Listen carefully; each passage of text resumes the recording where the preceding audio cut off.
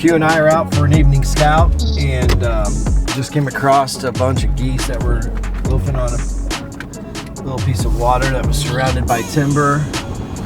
I'd be really surprised if that's where they were actually roosting. I'm pretty sure it's a loaf, but anyway, we're over here to the east, and I'm going to go down here to this south road. You know, not a lot of birds in this area like there typically is this time of year, but a cold front, as we talked about yesterday, or even this morning rather, a lot of today's been a migration day. A lot of snow geese have been migrating, and so Logan is working in this area where we hunt. He's taking the west side, I'm taking the east side.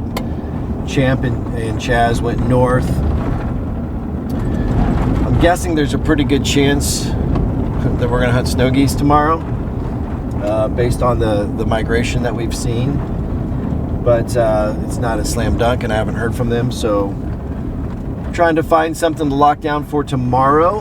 And if I can figure out what these geese are doing over here, there might be a pretty good little option. To be continued.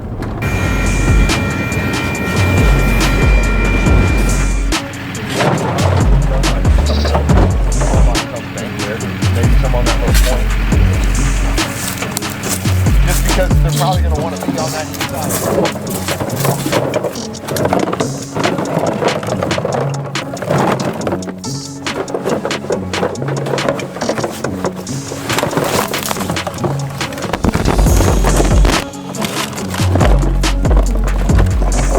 Dude, we got it.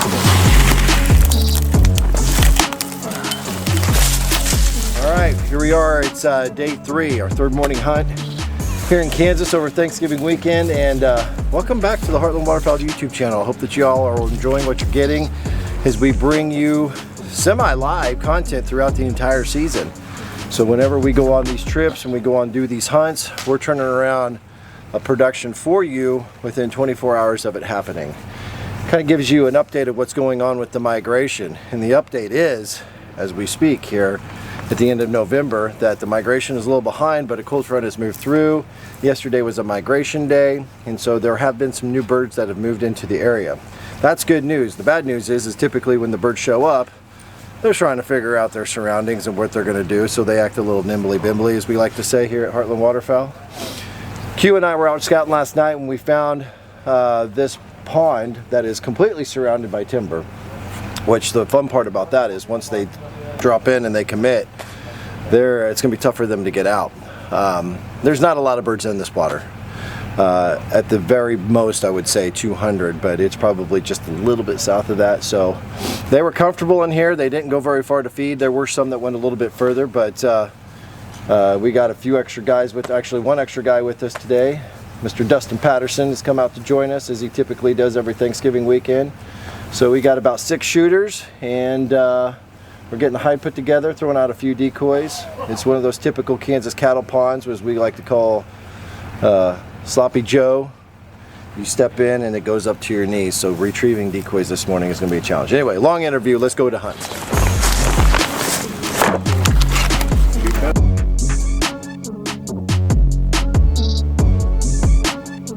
Kill those.